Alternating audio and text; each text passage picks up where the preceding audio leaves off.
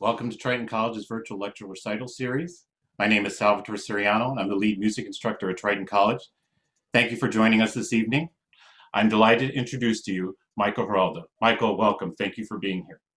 Thank you, Salvatore. I appreciate you inviting me to share some of my stories and songs and music with your audience. Um, this is a strange situation where I'm not able to share a live program, but through the technology of a small handheld phone, I'm able to communicate and connect with people. Unfortunately, I can't see them, so I don't know how they're responding to the program, but I hope that they enjoy it. Um, I'm going to touch on 5 aspects of the Mexica Aztec culture, and they are the instruments. I think it's important for you to become familiar with the instruments. And I'm going to talk about the foods. I mean, everyone loves to eat. Why not eat healthy food that people have been eating for thousands of years that are highly nutritious? And then I'm going to cover some aspects of ceremonies and traditions and the difference between them.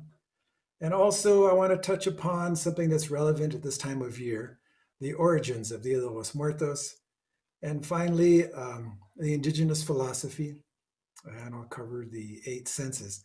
But throughout this evening's presentation, you're going to hear me mention duality. And this I do because for me, learning about the indigenous culture, my heritage, my culture, I was really interested in learning about the philosophy of Native people. And in books, very rarely does it give you any in depth information about their philosophy. It mentions that they had a philosophy, but nothing concrete. And so I made this a point of study that I wanted to learn about. And so I'm going to intersperse this philosophy throughout the presentation. But I'd like to start tonight's program with a poem that was shared with me many years ago by a young writer, a poet by the name of Quetzalcoatl. And he shared his poem with me because at that time I was the editor of a cultural magazine titled Quetzalcoatl, and I was accepting submissions from different artists and writers and storytellers. And when I read his poem, I was so impressed with the meaning behind it that I asked him if I could share his poem during my presentations because I thought it was important for people to hear what he was trying to describe about how he was embracing and his pride in his culture, his heritage. He was Mexica. And he wrote this poem in the Nahuatl language. The Nahuatl is the language of the Mexica people. And so I wanted to share his poem with you. I turned it into a song. But I want you to understand the words. So the Nahuatl words, when they're translated into English, are this. I sing today. I am proud to be Mexica. But if tomorrow I would die, I still will be Mexica. He titled it The People Song. So when I share this program with an audience in a live presentation, this is an interactive piece. And the audience is invited to sing along in the chorus. Now I'm going to sing it in the Nahuatl language, but the chorus is very simple. And for those of you sitting at home, if you want to join in, I encourage you, and I'll give you the words to the chorus. So these are the words to the chorus. Pay close attention and don't be embarrassed wherever you are. Sing from your heart to show how proud you are of your culture, your heritage, wherever it is on this blue-green planet that you and your ancestors come from. Embrace your heritage and culture. So here's the chorus. Ay, ay, ay, ay, ay, ay. Ay, ay, ay, ay. Ay, ay, ay, ay, ay, ay. Ay, ay, ay, ay. There you go. I know you can do that, all right? And you'll know when the chorus comes in. So here we go. This is the people song.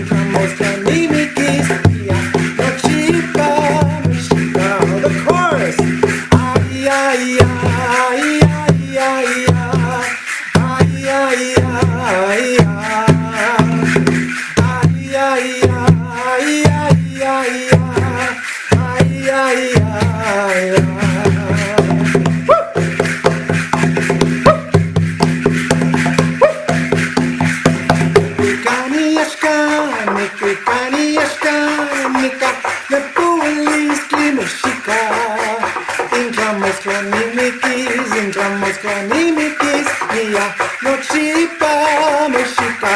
The chorus. Ay, ay, ay, ay, ay, ay, ay, ay, the chorus. Ay, ay, ay, ay, ay, ay, ay, ay,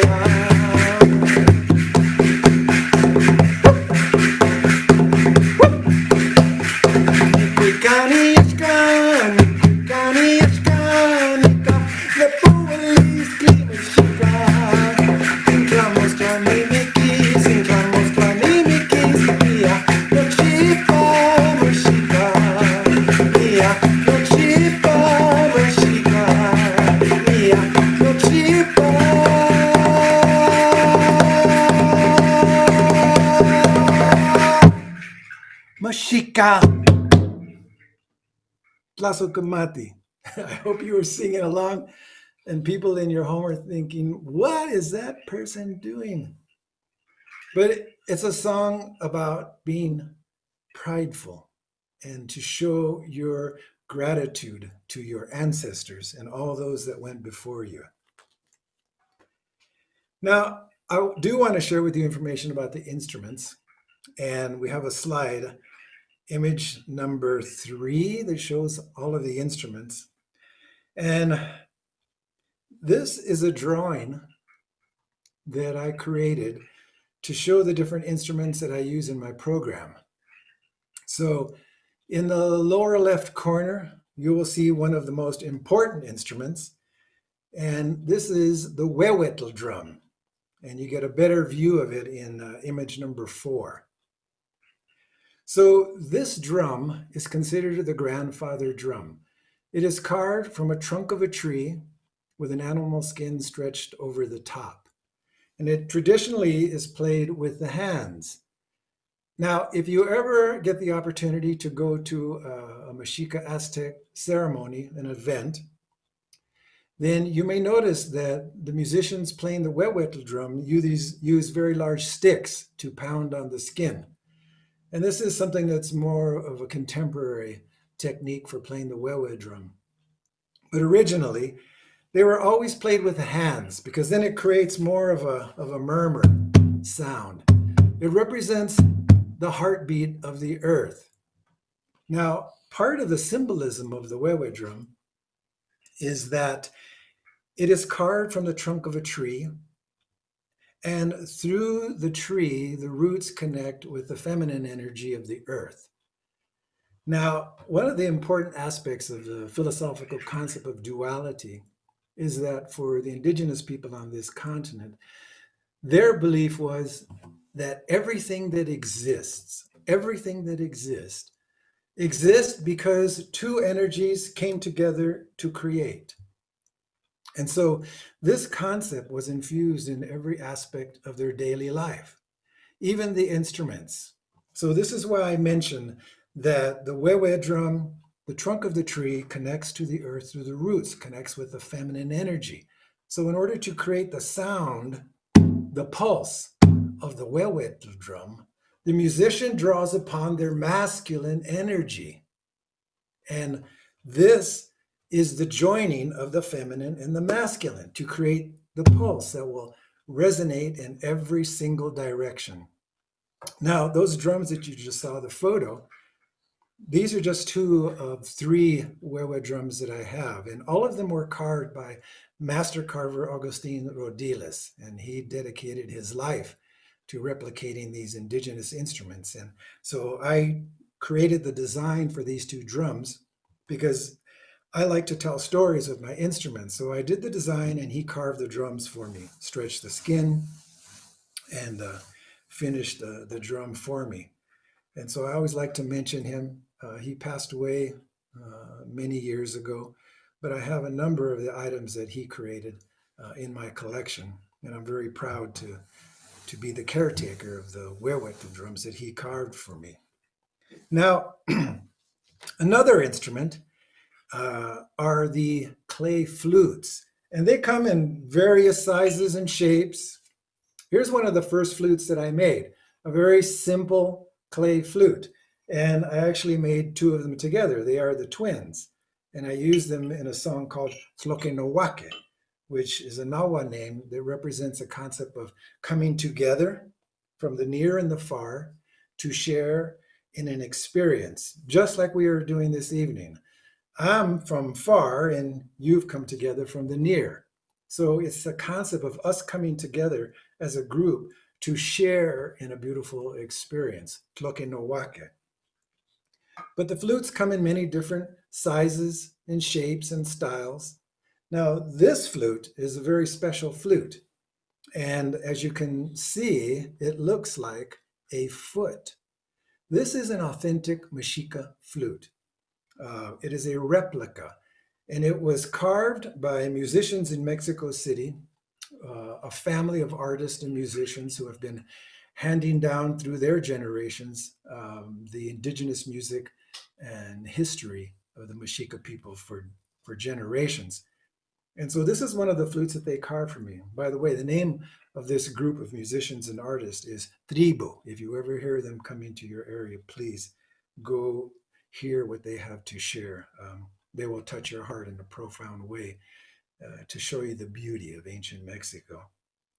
But what's interesting about this flute, I use it in a poem titled Awakening, but I always share the story of what this flute represents. And it represents a guild of traveling merchants. And they traveled up and down the continent, all the way south from the country we know as Nicaragua, all the way up the continent to Canada. And they would go on these excursions, taking goods, products from one area to the other, and trade and barter, and then return home. So items from the south would end up in the north, items from the north would end up in the south.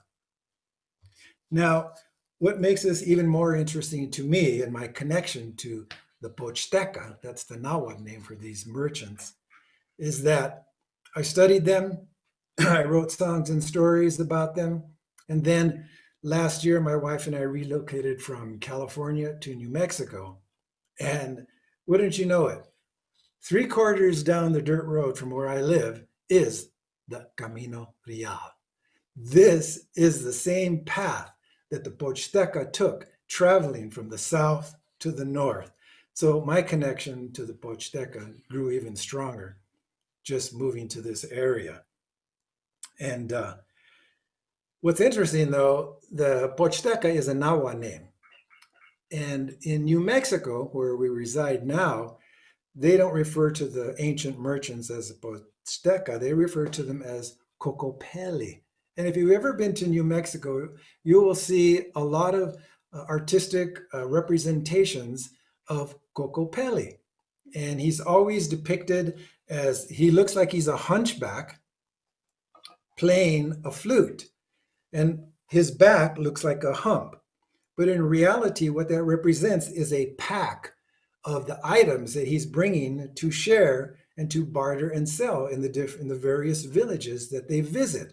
And so to announce their arrival, Cocopelli would play songs so the villagers would hear the music and know that Cocopelli, or the Pochteca, were soon to arrive in their village. And so this flute represents the Pochteca. And by the way, I have seen the real flute in the Anthropology Museum in Mexico City. I've also seen this flute there. And this is another flute that was created for me by the members of Tribu. And if you look closely, you will see that it has a little dog's head.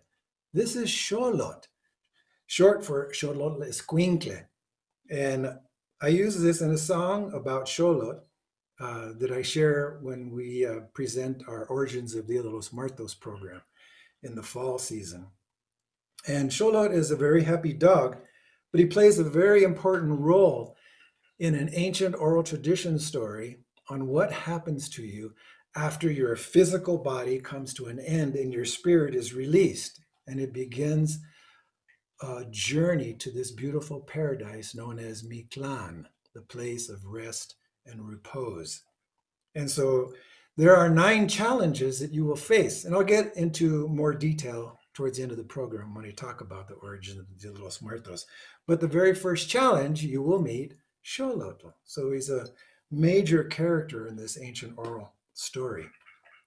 Now, another instrument that is very popular, and you will see in the drawings from the codex, you will see the dancers holding these gourd rattles and keeping a rhythm to their dances. Now, this is a very simple instrument to make. It is just a gourd that has been hollowed out, the seeds and the pulp removed, and then a short stick from a tree or branch, and then 2 tiny little pegs that I drilled through the branch to secure the gourd. So there's no glue or nails required.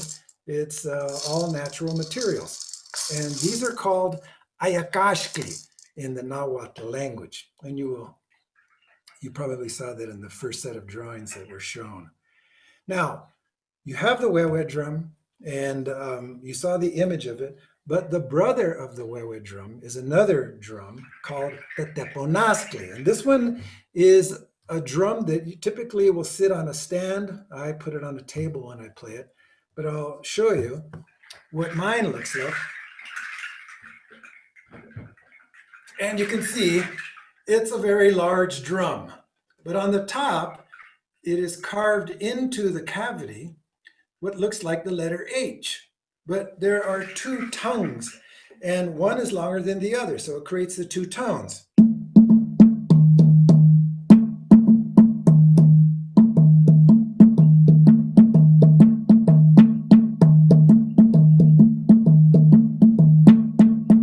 The teponazcli drum.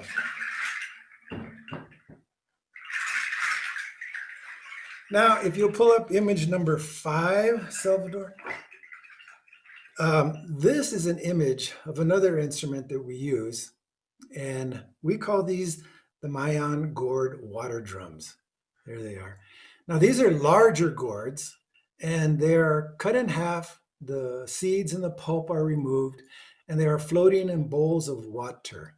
And they're struck with soft tip mallets. And I use about 4, sometimes 5 in my presentation, different sizes, in order to create melodic patterns, very calming and soothing. Again, these are the gourd water drums. And one of my mentors, a man by the name of Javier Quijas Isheyot, he introduced me to these drums, and he gave me the Mayan name, which is bubalek. And so I refer to them as the bubalek, gourd water drums. But later, during my research, I discovered that the Mexica people, they didn't play these drums. They were aware of them, but they didn't play them, and the Maya people didn't play them. So I was curious as to why that I received the Mayan name for them. But it is a very important instrument to the natives here in Arizona and in New Mexico, the Yaqui. They perform with the gourd water drums. So I use them in my presentation just because they have such a beautiful sound. Now, another very important instrument. This one is the atecocoli, the seashell trumpet. Now, this is a large one, and they come in different sizes, but essentially it is a shell where you can cut the tip off to create a mouthpiece where you blow into the center of the shell. And your breath, as it passes through it, will spiral inside, creating momentum until it comes out of this part in a very loud sound, a blast. It's a trumpet. Now, it's also a very symbolic and important instrument to the natives, not only on this continent, but throughout the world. Wherever there was a community of people who lived near the ocean, they would find these and they would cut them just like I did to make trumpets. But for the Mexica people, the symbolism is what's so important about this. And again, if you ever get the opportunity to visit um, a Mexica ceremony taking place, you will see that at the very beginning of the celebration, the musicians and dancers will sound the Atecocoli trumpet to all 6 directions. And that is east, west, north, south, above, and below. Each of those directions have symbolic associations. To the east, it's the energy of Quetzalcoatl that represents the concept of intelligence, knowledge, and wisdom. And then to the west is the energy of Tezcatlipoca, who represents the darkness, the inner voice, your intuitive voice, your ancient memory that was embedded in all of you through your DNA by your ancestors. To the north, to the direction of where our ancestors reside, and then to the south, to the energy and direction of Huitzilopochtli, the energy of willpower to overcome any obstacle. And then above to all of the cosmos and all that exists, and then below to Mother Earth. So at the beginning of the program, they sound the Atecocolis to all 6 directions, essentially calling those energies from all directions to join in their celebration. And then once the celebration has been completed, once again, they sound the Atecocolis to return those energies from where they came. So that's the importance of the Atecocoli. And another instrument I want to just quickly show you is I carved this from an elk antler, and it is a rasp. You can see the notches, and you scrape it with another smaller part of the antler, and it creates a very percussive, repetitive sound. And it can be loud, and it can be, you can have different feelings as you play it. So this is known as a tzakwauskli. Let me see, any other instruments I need to show you? Oh, one of my favorite instruments. And this is an instrument that during our presentations, I would typically ask a volunteer from the audience to perform with. And it is the Mayan ocean drum. This is a drum, a large drum that has small pebbles or stones inside of the drum. So when you rotate it, it creates the sound of waves as they wash up on a shore. It's a Mayan instrument, and I have one that I can show you quickly. It's a very large drum, and like I said, inside are small pebbles. So I'll quickly just demonstrate.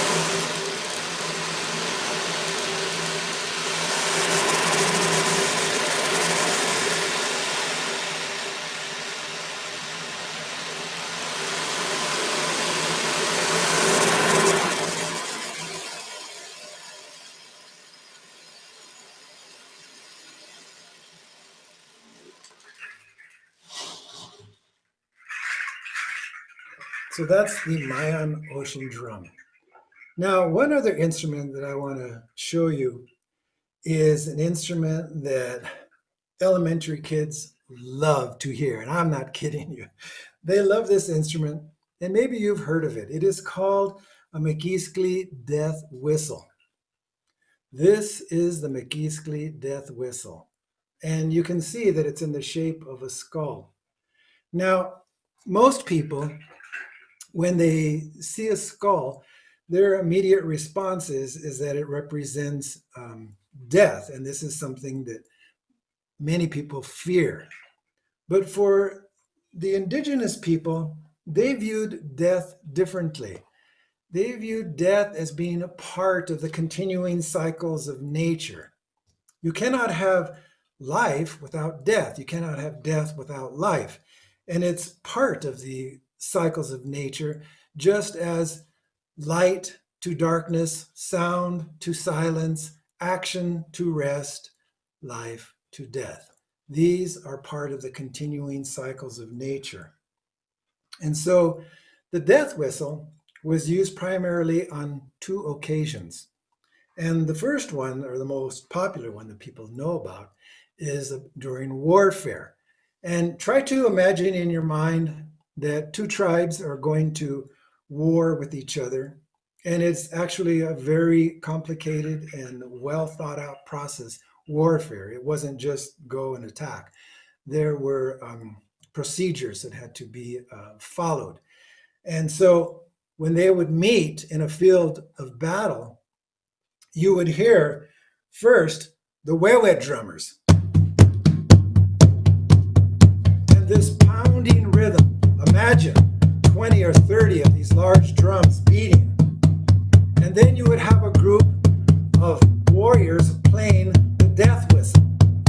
Now, I would love to play it for you now, but it is such a shrill sound that it would really, I think it might distort the sound that you're hearing this presentation from, but what the heck. I'm going to show you what the sound of this is, but I'm going to step back a bit. This is the Maquiskli death whistle.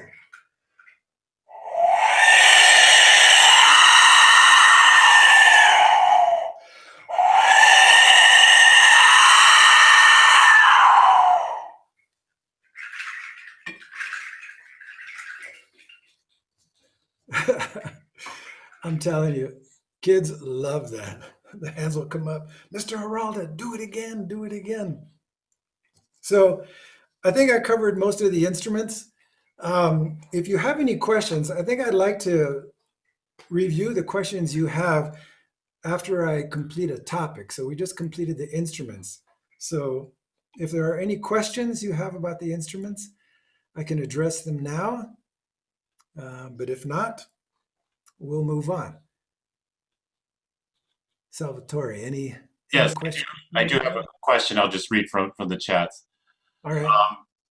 I guess just as far as the Mayan culture, where does it stretch from? Is just Mexico? Someone's asking, or Peru, Guatemala? Like, what's the region that they encompass?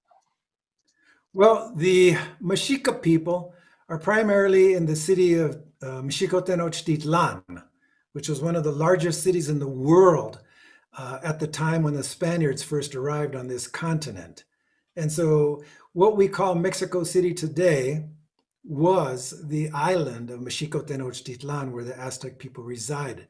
But they had control over much of Mexico, over many tribes, through warfare, and they also had a tribute system, taxes. So their influence spread very far. But primarily, we're talking about the area of Mexico City.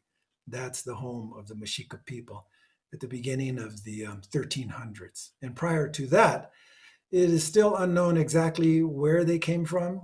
Most of the stories describe them as being from the north. Some people say they even lived in the area of Utah or Arizona, even in parts of California, but no actual documentation can pinpoint where the Mexica people originated from. So beginning in 1325 is when they founded the great city of Mexico Tenochtitlan, and that's where they resided until the Spaniards arrived. So I hope that answers your question. Thank you. I do have their questions are pouring in. One question is where did the large shell come from? Where did you discover it or obtain it to create the trumpet? This large shell, and it is a very beautiful shell, and I have two of them, and then I have about four of the smaller ones. And when I was living in California, there was a company down in San Pedro, California, that was a marine supply shop, and they sold everything that came from the ocean, from seashells to, fish to fishing equipment, nets. They sold everything. And so I would go there and I would get the smaller shells, and I would tell them, if you ever come across one of this, it's called Gigas strombus, is the Latin name. If you ever come across one of these, don't sell it, just call me. I'll come and get it. And so they called me one day and said, "We have one of the shells you want." And I went there, bought it. As soon as I got home, I cut the tip off, cleaned it, and turned it into a usable instrument. And as I said, I have two of them. So I got that from a supply company that deals with products from the ocean. Okay, thank you. And then also, were the instruments typically accompaniment for singing, or were they mostly for purely instrumental? You know, when performed. Well, I think the major use was during ceremonial events, and they were supporting the dancers.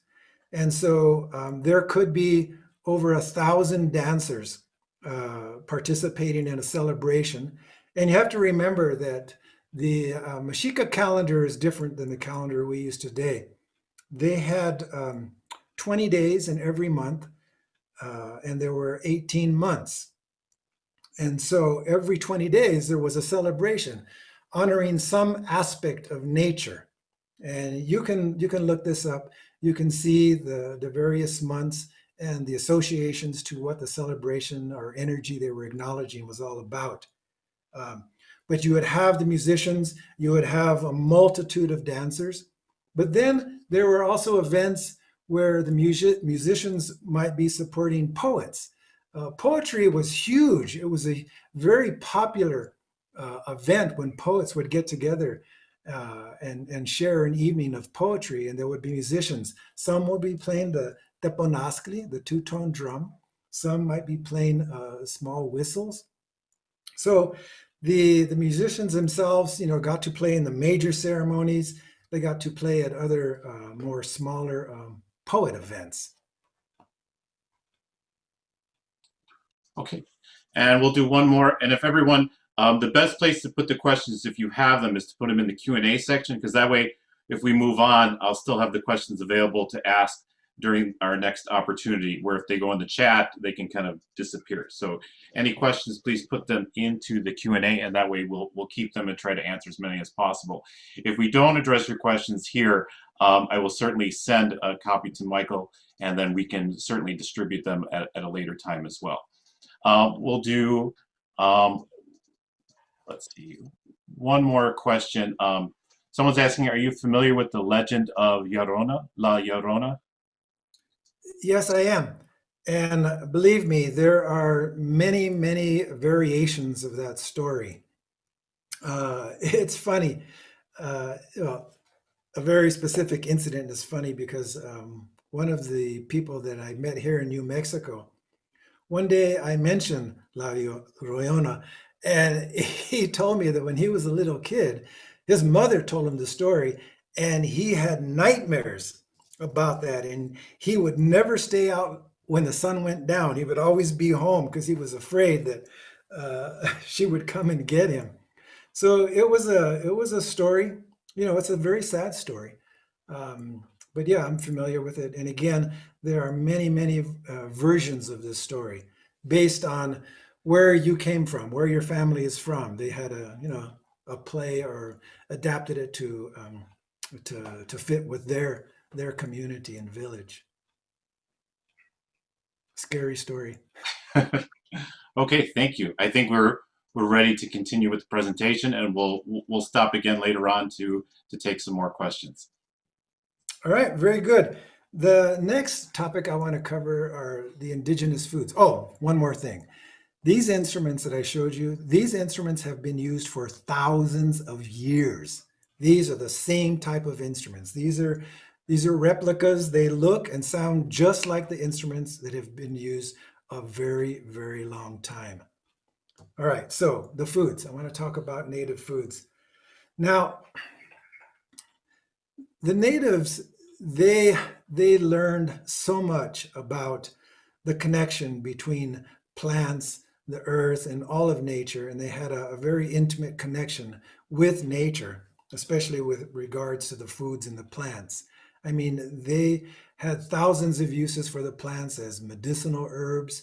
They knew the nutritional value of these foods. They knew the combinations of foods, how they interacted and worked together so that your body would absorb most of the nutrients that it needed.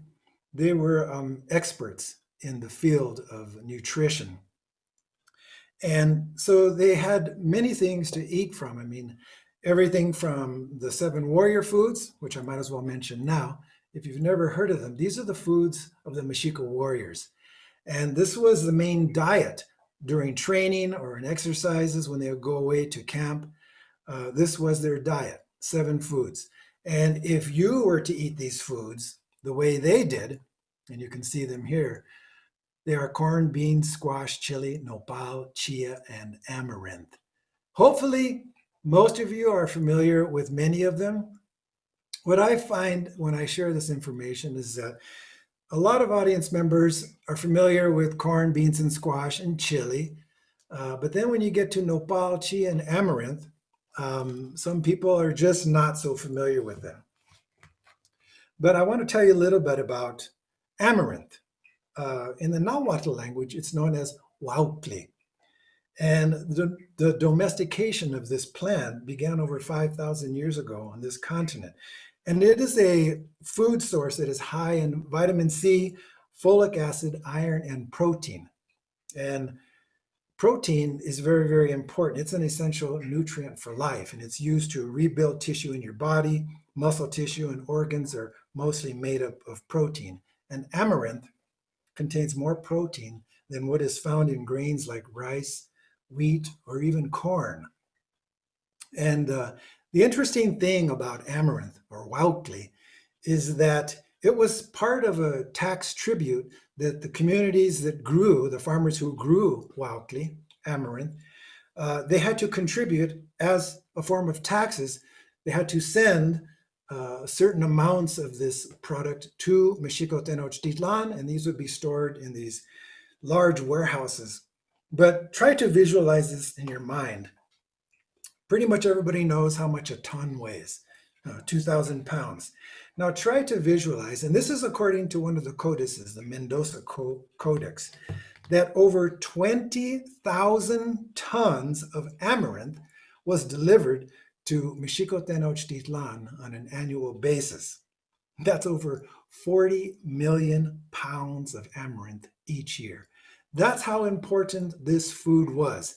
And amaranth, there are two things that you use from the plant, and those are the seeds and the leaves. And the leaves, because they have so much iron, they remind me of spinach. So it's highly nutritious, and it is especially important for women in the age when they are able to produce life, become pregnant. Folic acid is a high concentration in amaranth, so it's very important for women. I'm just reading from one of my notebooks because I want to make sure that the information I share with you is correct. Chia.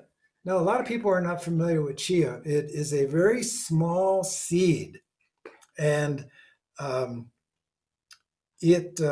Mexica, the Mayas, and the Tehuantepecs, natives of the Southwest Desert, ate this food as a staple food, and it's considered desert food for desert people.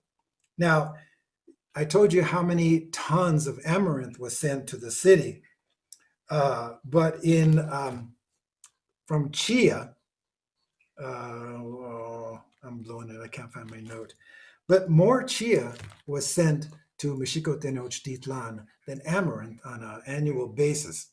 It's a high source of omega-3. It is a member of the sage family, and those of you that are familiar with sage, you know that it is used for purification, cleansing, limpia, they call it in Spanish. It's a very important plant. So again, corn, beans, squash, chili, nopal, chia, and amaranth.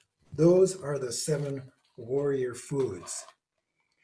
Now I'll tell you, one of my favorite foods of the ancient people of this continent are tamales. How many of you love tamales? I know I do. And I look forward to it. My wife and I, we make tamales together. And, you know, many people, especially if you're Mexican or from Mexico, tamales, the making of tamales becomes a tradition where families would get together and mostly the women, the aunts, the daughters, the sisters would get, grandmothers would get together, and they would make, it would be an evening of tamales. So they would make hundreds of tamales. My wife and I, we just make one or two dozen at a time. There's just two of us here, so we've had to compress our tamale making process. But in Mexico, the largest marketplace in the world was in a state that was next on the other side of the lake from Tenochtitlan called Tlatelolco.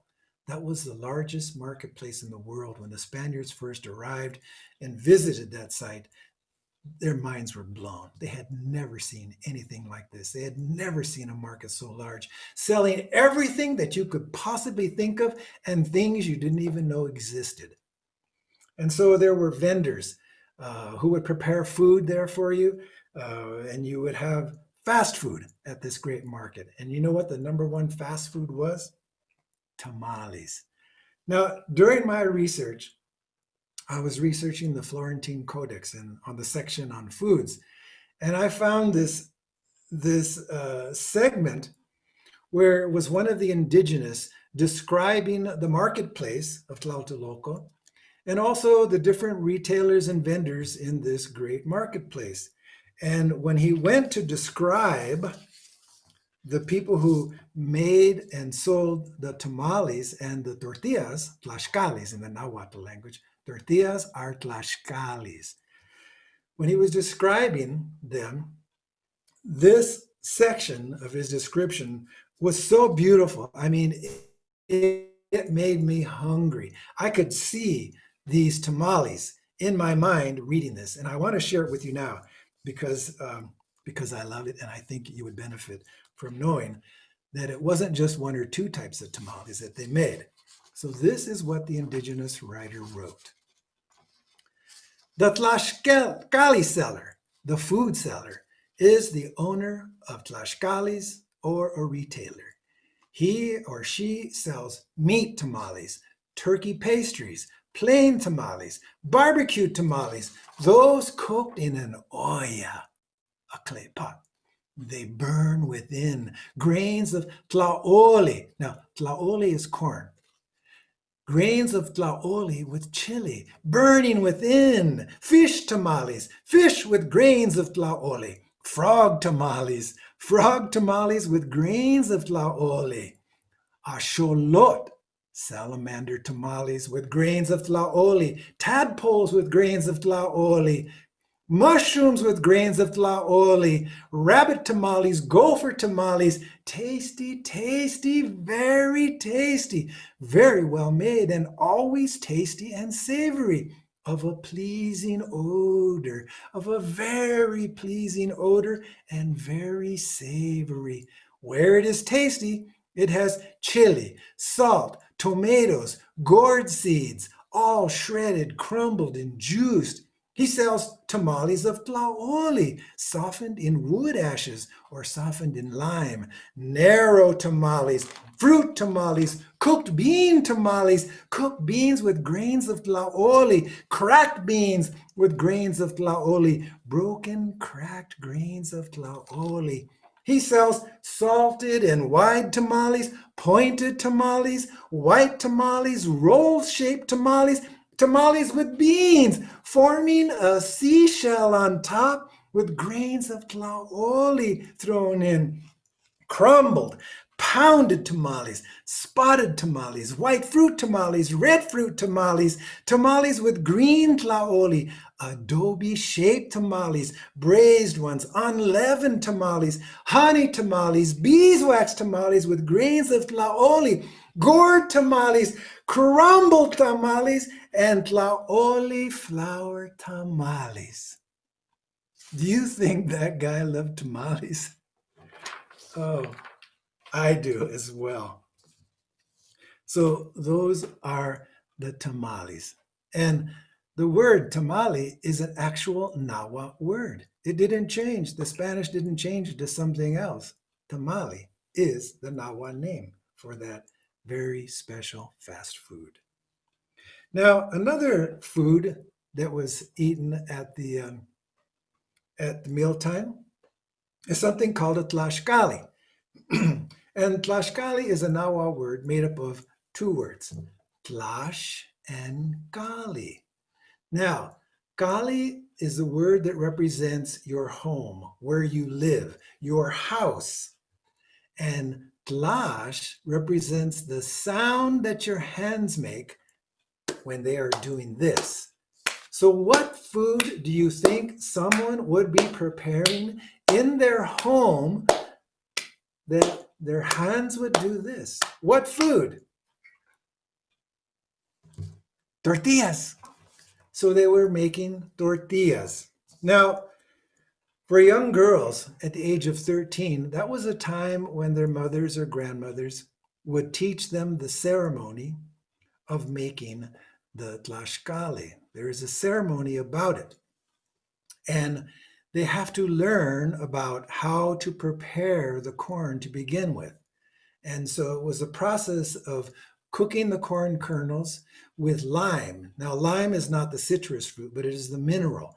And it was the mineral lime that was used during the cooking process to break down the outer membrane of each kernel of corn. You had to do this because if you didn't, and you just cooked the corn and then crushed it, turned it into dough, and then made your tlaxcali, you would become sick.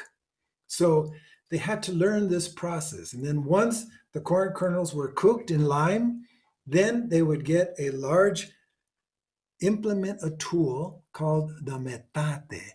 And this is a slightly inclined plane with three legs made of volcanic rock. There is a tool called la mano. In the Nahua language, it's called metlapili, which is made from the same volcanic rock, cylindrical, so that when they would put the cooked corn kernels on the metate with the metlapili, they would grind the corn into the dough. And if you've ever had the opportunity to grind corn on a metate, the one thing you will learn right away is that you will scrape your knuckles and you will learn to be more cautious. So then once the dough is prepared, then they can either make it into a little ball, flatten it with their hands, forming it to make a round shape, a symbolic shape of Tonatiuh, the sun, the golden sun in a food, the tlaxcali. And then there was a ceremony about how this is presented during the meal. Now, depending on your age, would determine your serving size of the tlaxcali, the corn tortillas. If you were very little, you might get a quarter, a half. And as you grew up, you would get a larger piece until you got a whole one. And as you became an adult, you might have two, you might have three. And if you're lucky, you might be able to sneak a couple of extra ones. But again, there's only three ingredients needed to make the perfect tortilla, tlaxcali, and that is corn, water, and lime. That's it. When you go to the market and you want to buy some corn tortillas, tlaxcalis, turn over the package, read the ingredients. If you are lucky enough to find a vendor, a retailer in your area that has just the three ingredients, corn, water, lime, that is a real tortilla. So I encourage you, there are manufacturers who make them that way. So be on the lookout. So we covered the seven warrior foods, we covered the tamales, the tlaxcalis, and of course they had many other types of foods for the Mexica people, deer, fish, duck.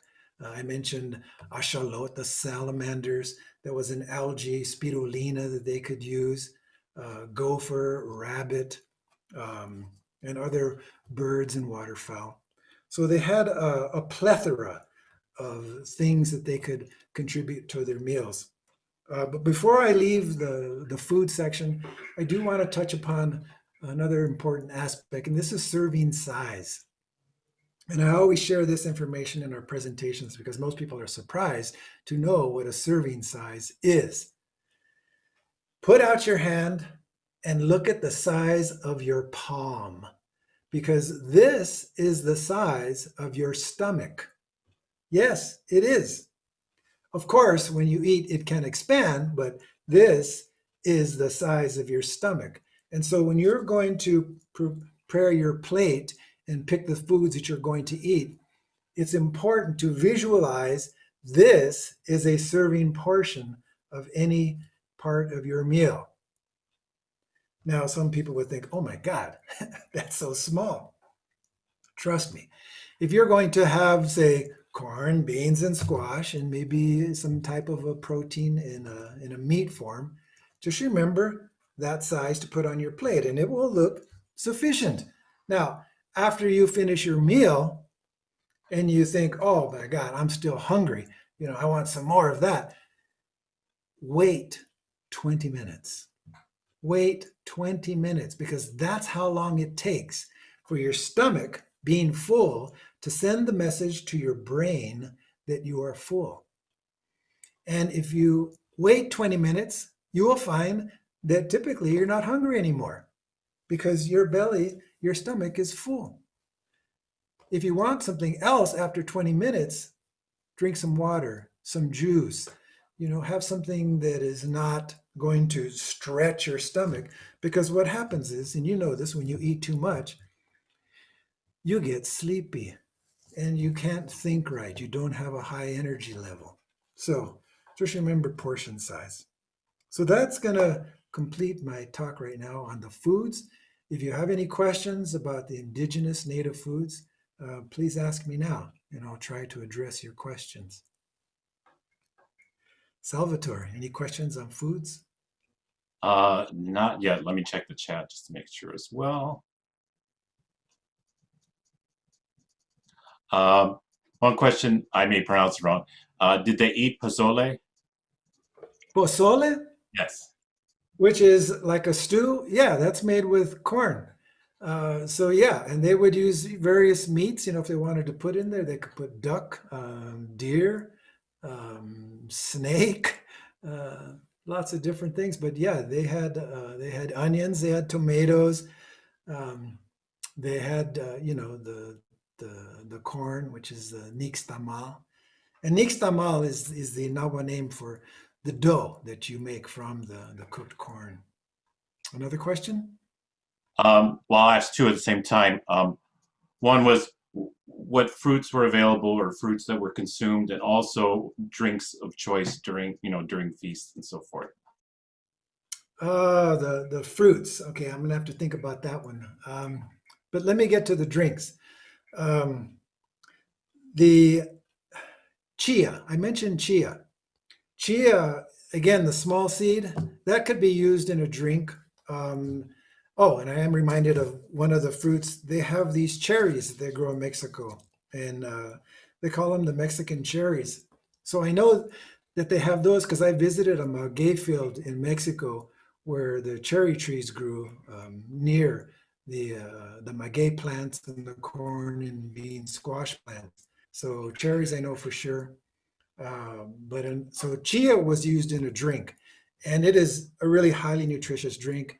You can soak the chia seeds in water, and they will form a membrane, a gelatin-like membrane around the seed. You let it soak overnight, and in the morning you can add that gel to either a glass of water or any type of a juice. It's highly nutritious, and a lot of athletes now are aware of the importance of chia. But one of the all-time favorite drinks, and probably more popular today than ever, is a chocolat. This is chocolate. Um, Unfortunately, for most of the citizens in the 1300s to the 1500s, it was a drink that was mostly reserved for the elite. Um, so not many other people got to sample it, but it was a bitter drink. It wasn't like the chocolate that we drink today. It was made with the ground up powder from the cacao beans, which is the essence of chocolate. Then they had steamed water, and then they frothed it. And then to sweeten it, they would either add honey or vanilla. And to give it a kick, they would add chili. So it was a chili chocolate drink.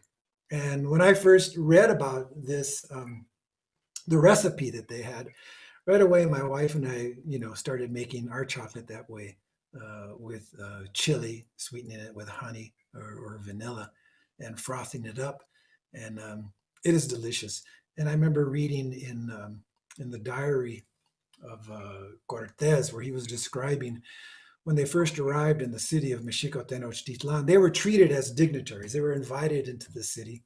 They were treated to tours, and they were treated to these exquisite meals.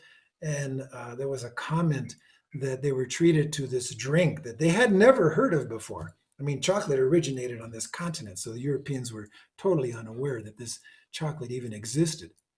And so when they were served this hot, steamy, frothy drink of chocolate and chili, and they tasted it, they were commenting on how it warmed up their chest and made them feel good and almost euphoric. And so, yes, this was one of the favorite drinks of the elite. Oh, there is another drink that I just remembered. In my visit to the agave farms in a place called Huitziloac, this is the land of the hummingbird in Mexico. It's about an hour and a half south of Mexico City, southwest. It's a volcanic region, and this is where the agave plants grow. And so we got to, I was with a group from the US visiting different farmers in Mexico, and we got to experience the agave fields, and we got to extract the liquid from the plant. And the reason it is called Huitziloac, land of the hummingbirds, because when they extract this sweet nectar, this liquid from the plant, they use a very long gourd, probably longer than something like this, but it is more arched.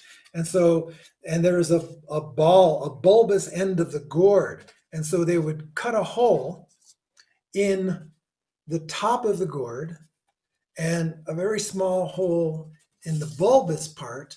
And then they would take the narrow part and stick it in the cavity that they carved in the agave plant, the maguey.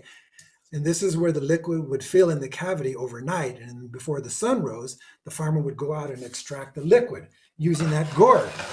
And so I got to experience that. I got to extract the liquid from one of these plants.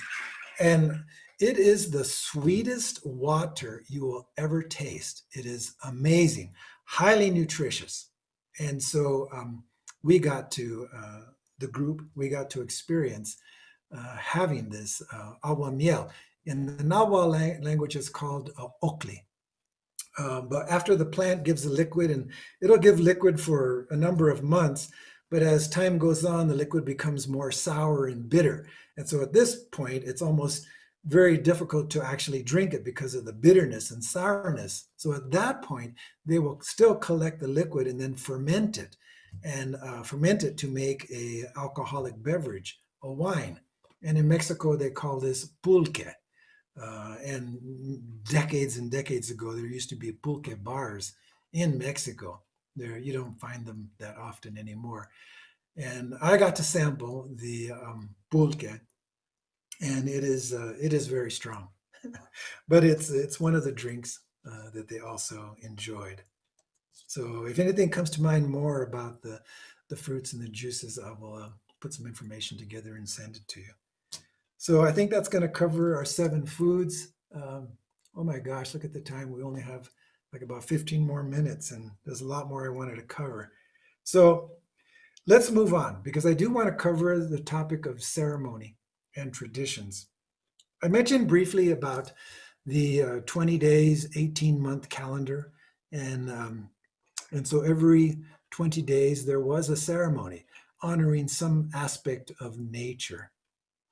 And if you ever hear or get a chance to look at the Tonal Machiotl, which many people call the Aztec calendar stone, you will see the 18 months, the 20 days on that calendar. And so it's a very interesting calendar. It would take years and years and years to completely understand its symbolism and meaning. And there are people who have dedicated their life to understanding this and sharing that information, but it's a very powerful symbol. And it was created at the end of the, I believe, the 1300s and completed in the 1400s. It hangs in the Anthropology Museum in Mexico City, the Tonalmachiotl stone. It weighs 20 tons. Um, but what's missing are the two parts of the stone that have not been unearthed yet. So they're still buried somewhere in Mexico City. And so it is speculated that the complete piece with the reattached pieces that are missing could weigh up to 40 tons. And it documents the all of the knowledge that the Mexica people acquired over hundreds and hundreds of years is designed, carved into this great monolith. And so, again, ceremonies were every 20 days. And I do want to touch upon something, and I'm trying to do this quickly because I know we're getting short on time. But there is a big difference between tradition and ceremony, just like there is a difference between religion and spirituality. Excuse me.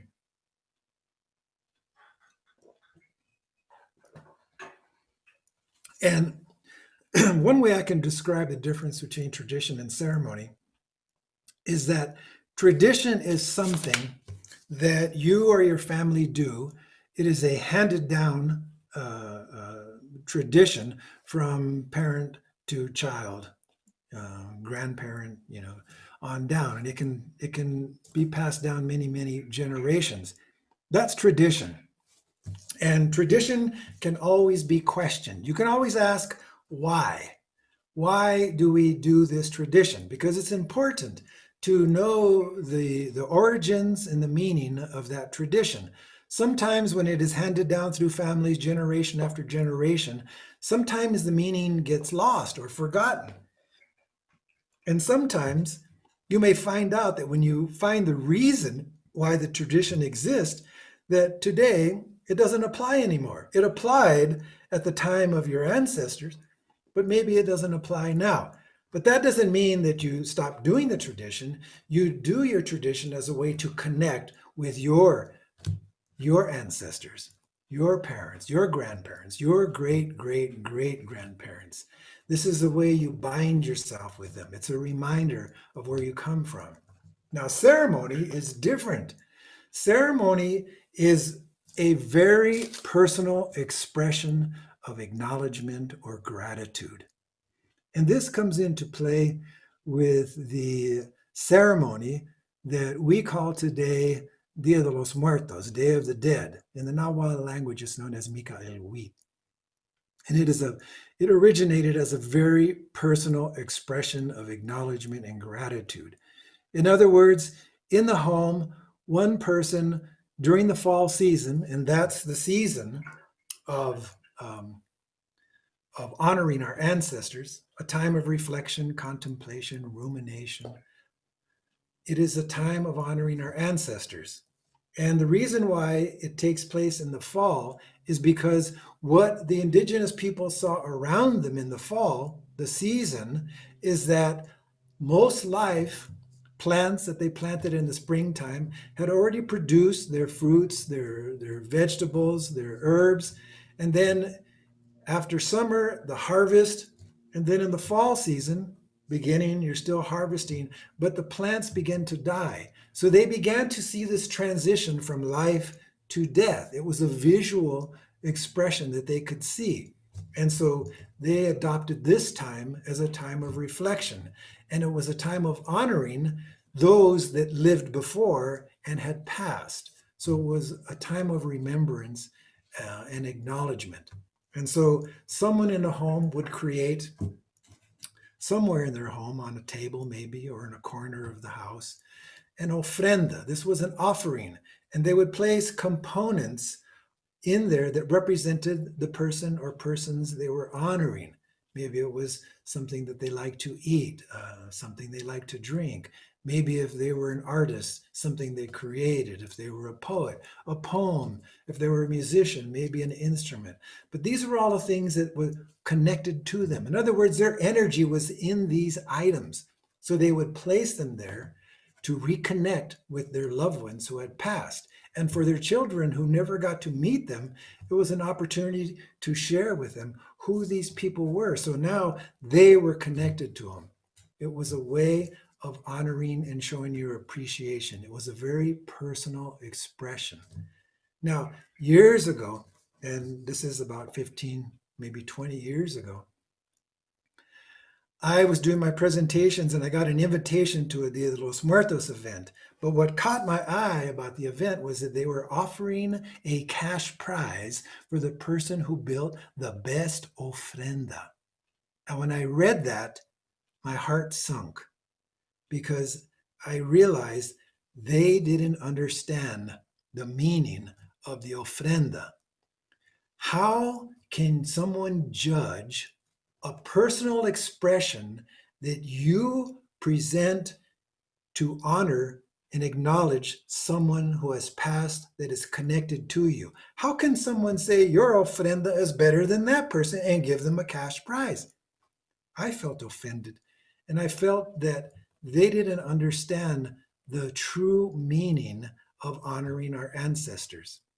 And that was the reason why I created our Origins of Dia de los Muertos program, to educate people on the true symbolism and meaning of Mikael Huitl. So there is the difference between ceremony and tradition. Today, Dia de los Muertos, Day of the Dead, is quickly becoming a tradition, and many people have lost sight of its true meaning. It is a very personal expression. It doesn't need to be out in the public for everyone to look at. But that's what it's become today. But please, this time of year, if you want to honor your loved ones, your ancestors who passed, do it as a personal expression of gratitude. Do your own personal ceremony. It cannot be judged, it cannot be criticized, because it is only about you and your love of someone you are acknowledging. Now, our program, we probably have about 5 more minutes, so I'm trying to decide what else to share with you. And I think I want to share with you a song. Real quick, Michael. Oh, we can go till I know we were going to reserve some time for questions, but we've kind of just mixed up the questions. So feel free to go to to 7:30 your time. So you don't have to feel rushed. So All right, very good. Yeah, there was a couple of times when I was hired to do a 60-minute program and it lasted 3 hours. But that's okay, because that means the audience was interested, and that makes what I do, important to me. That people have an interest in Native culture.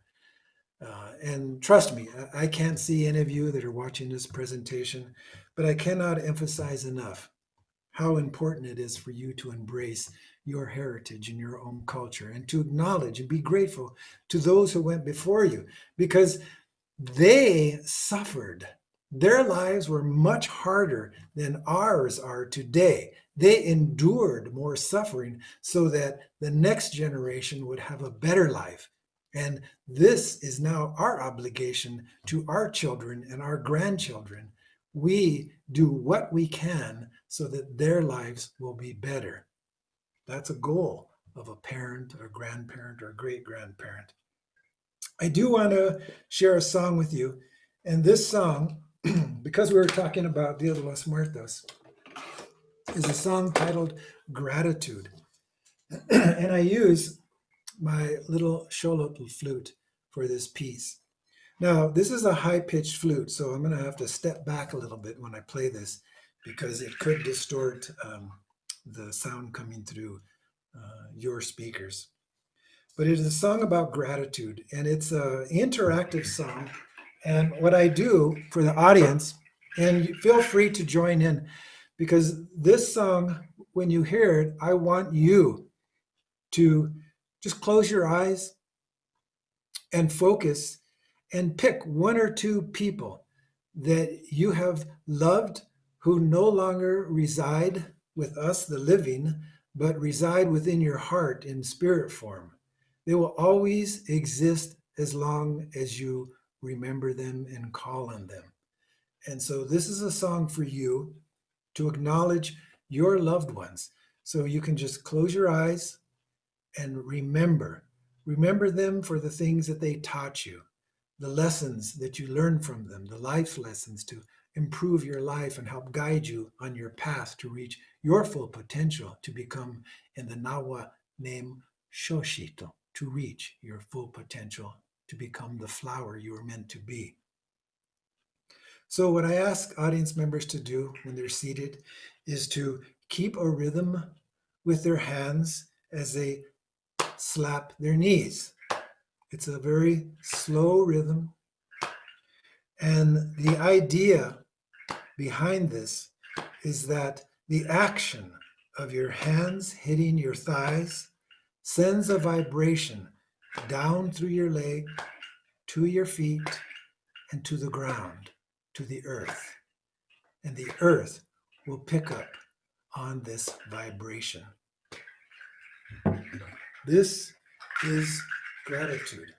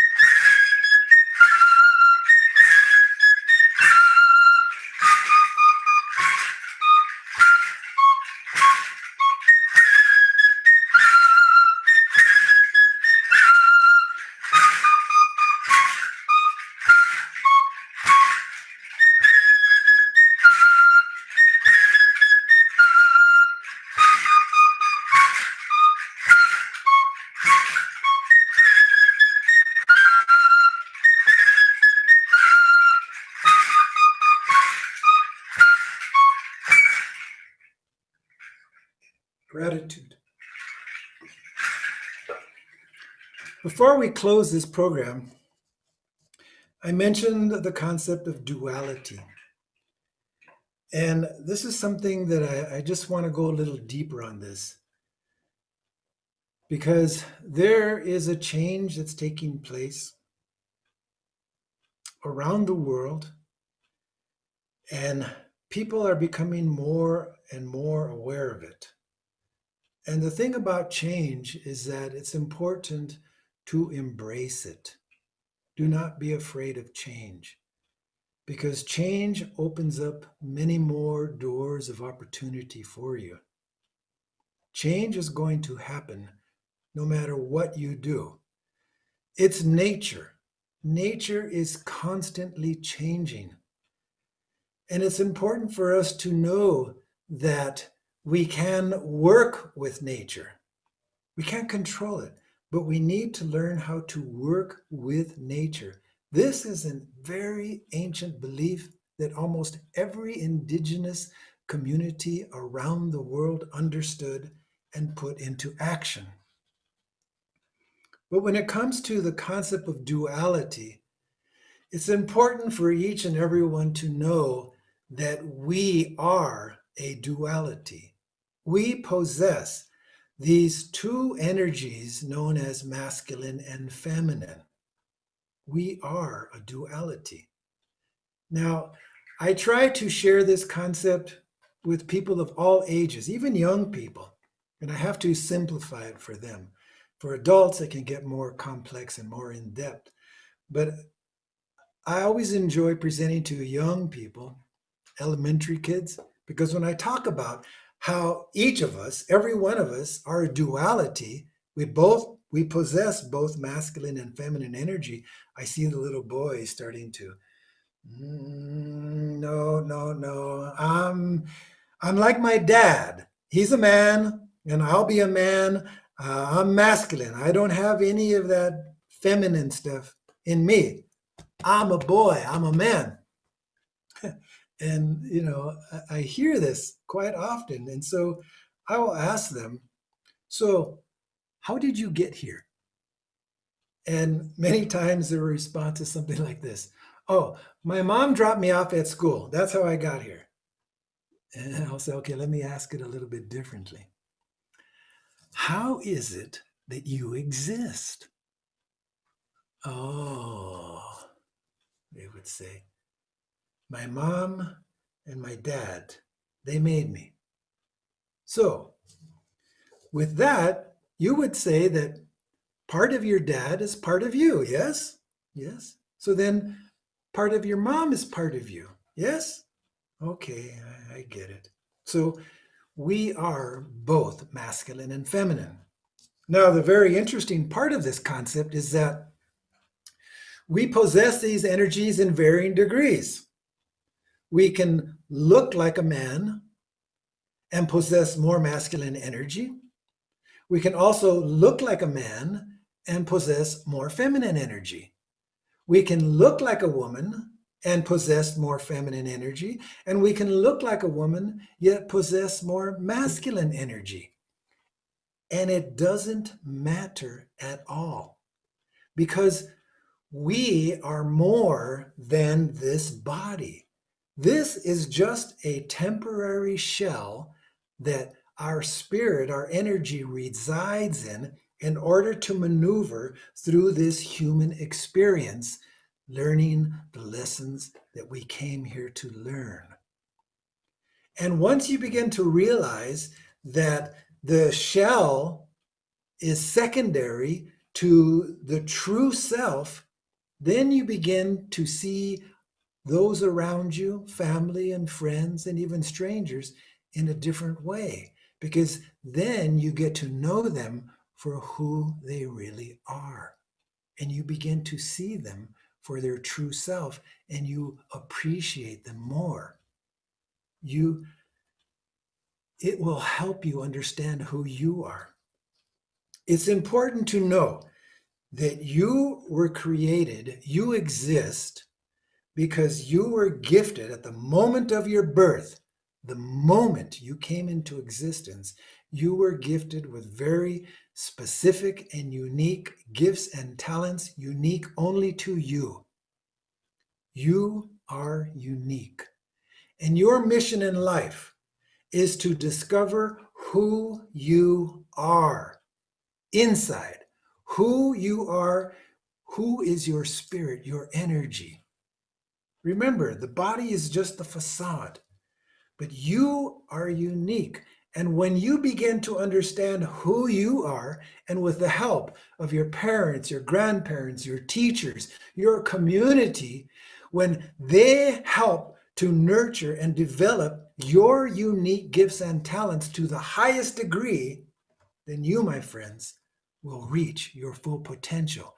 You will have accomplished the reason why you exist.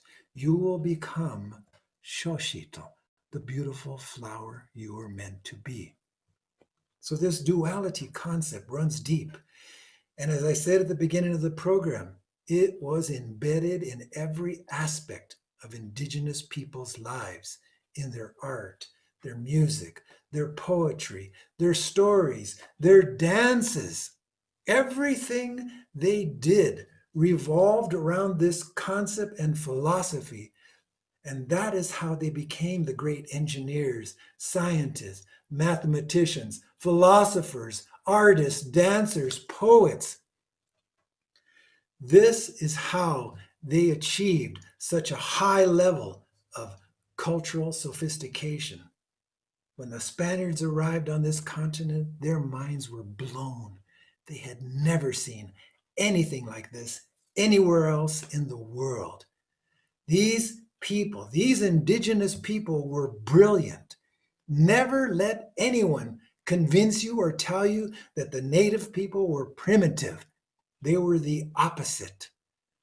And you, if you are connected genetically, spiritually to the people of this continent, embedded in your DNA, embedded in your intuition, the ancient voice of Tezcatlipoca speaks to you and tells you what a beautiful person you are. And this is true for any culture around the world. Your ancestors embedded this knowledge and wisdom within you. This is why you can overcome any obstacle that is presented to you. There is nothing that you cannot overcome. And when you find yourself at a loss for answers to your problems, all you have to do, and this is handed down knowledge, is go inside yourself to discover the answers. This is what is known as conversing with your heart, conversing with Tezcatlipoca, the inner voice of your ancestors. And you do this through meditation, rumination, contemplation, prayer. It is a way for you to find the answers that you seek. It's all inside of you. This is the wisdom of the indigenous people of this continent, as well as every indigenous group in the world. There is a poem that I want to share with you, and this is related to the origins of Dia de los Muertos. And this was a poem written in the 1400s by a great ruler by the name of Netzahualcoyot. And he was contemplating life and death. So this is a poem that is very ancient, and I want to share it with you now. At first, I comprehend the secret, the hidden.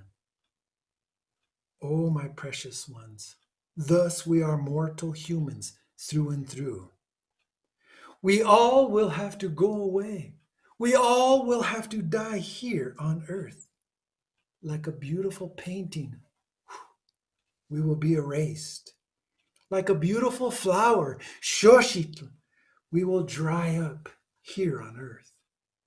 Like the plumed vestments of that precious bird with the agile neck, we will come to an end. Think on this, my most precious friends, you eagles and you jaguars, though you be of jade, though you be of gold, you will also go there to the place of the fleshless. We will have to disappear. As all things that exist, all living things will cease to exist, but your spirit will continue forever because it is energy. The Mexica people did not fear death, and neither should you, because there is nothing to fear in death. My friends, I am so grateful to have this opportunity to share with you aspects of our Aztec Stories presentation. Typically, when we share a live presentation, I'm supported by other musicians, usually my family members, my wife, our son, our daughter, and even our grandchildren will perform with us at various times. And it is such a joy and treat to be able to meet so many people in different communities from different backgrounds and cultures, and to share just a small aspect of the beauty and the high sophistication of a very ancient society, the Mexica Aztec people of Mexico Tenochtitlan. Thank you for sharing in this presentation. And if you joined in some of the songs, Tlazocamati, that's a Nahua word that means thank you.